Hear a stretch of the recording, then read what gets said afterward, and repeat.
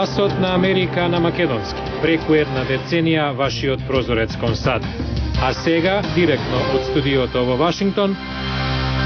Добро вечер и добро дојдовте во уште едно издание на ТВ журналот News Flash на Гласот на Америка на македонски, а јас сум Јулија Велковска.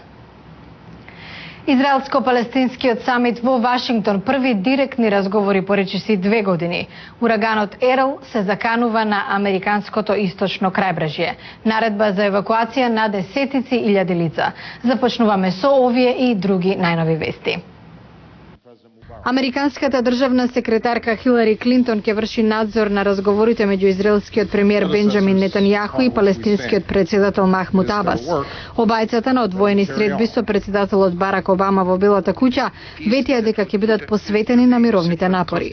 Обама изрази, цитираме, внимателна надеж дека на крајот ќе биде постигнат мир.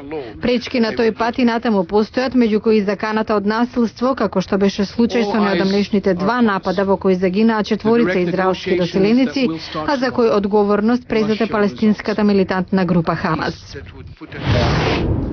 Афганистанскиот председател Хамид Карзаи тврди дека во воздушен напад на НАТО бил погоден конвој лица ангажирани на парламентарните избори во северниот дел на земјата, при што загинале 10 цивили. Тој го осуди инцидентот, а Алијансата соопшти дека повела истрага. Инцидентот се случи во исто време кога американскиот секретар за одбрана Роберт Гейтс допатува во Кабул на средба со Карзаи и командантот на силите на НАТО во земјата, американскиот генерал Дейвид Петреус.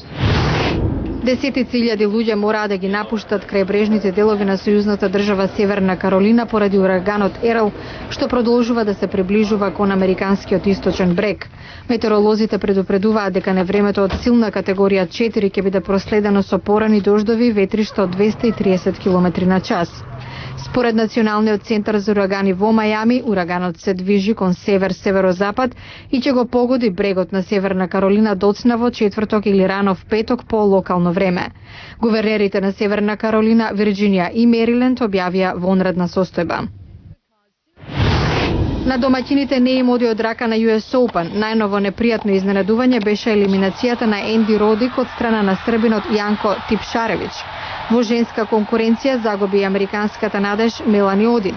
Честа ја спаси Венус Вилијамс против канаѓанката Ребека Марино. А поради големите горештини, 10-та носителка Викторија Азаренко од Белорусија колабираше на теренот и го предаде мечот.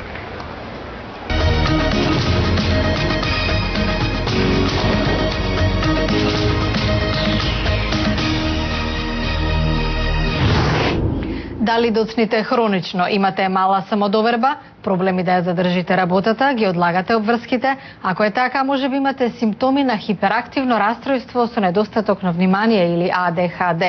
Стручњаците препорачуваат тоа да се третира со исто внимание кај возрастните како и кај децата. Брајан Харингтон страда од АДХД. Тешко ги исполнувал секојдневните задачи, се додека не започнал со терапија за когнитивно однесување кај доктор Лора Ноус. Стекнав вештини што ми овозможија контрола на расстройството, како дополнение на лековите што ги примам.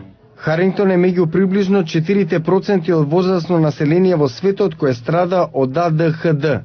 Светската здравствена организација проценува дека околу 10 милиони лица имаат вакво расстройство, но не се диагностицирани. Изминативе години лекарите во третманот повеќе беа фокусирани на децата отколку кај возрастните. Но студиите покажува дека симптомите често се манифестираат и во подоснежни години во животот.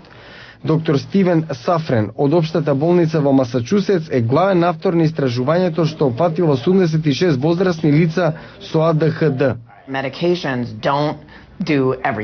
Лековите не прават се, ги облажуваат симптомите, но не ги учат луѓето како да се справат со нив. Когнитивната терапија за однесување е краткорочна програма базирана на премисата дека нашите емоции или како се чувствуваме одредуваат како размислуваме. Програмата нуди тактики за решавање на проблеми, а на пациентите им се помага да постават цели и да ги исполнат. Студијата е објавена во журналот на Американското медицинско здружение. За многумина американци рекреативните возила или домови на тркала се неодоливи. Годинава се одбележуваат 100 години од промоцијата на овој вид на возила во САД. Жителите во Индијана се горди на своето земјоделско производство, но покрај пченката и сојата, сојузната држава е позната и по рекреативните или камп возила, RV. Во местото Елкарт, што се смета за главниот град во САД за RV, може да најдете моторизиран дом или пак приколка закачена за автомобил во разни форми и големини. Најмалото вакво возило може да се купи за неколку илјади долари, многу помалку од нов автомобил.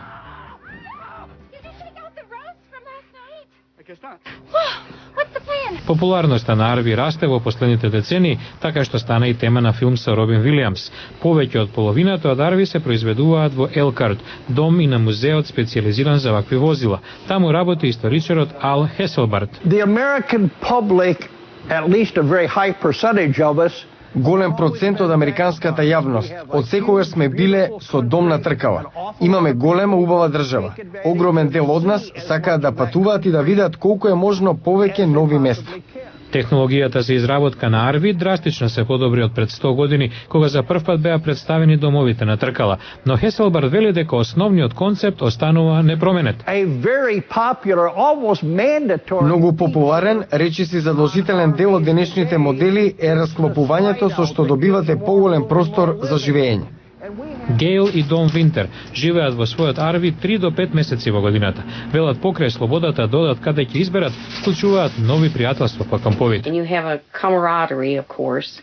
Имаме пријатели од сите делови на САД. Very interesting, the people that you meet. Овој автомобилски сектор беше погоден од рецесија, но производителот Newmar вели дека доаѓаат подобри времиња. А утре во Newsflash реакции на иницијативата на американската влада за глобално здравје. Некои бараат поширок опфат, повеќе истражувања. Гледате утре во Newsflash. Утре во Newsflash 63 милиарди долари за подобро здравје во светот. Глобална здравствена иницијатива на Соединетите Американски држави. Што велат стручњаците? Гледате утре во Newsflash.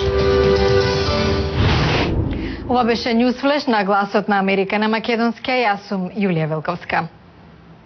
За најново од САД и светот посетете нашата веб страница гласнааmerika.com. Ви благодарам на вниманието и гледајте ни утре. Пријатна вечер.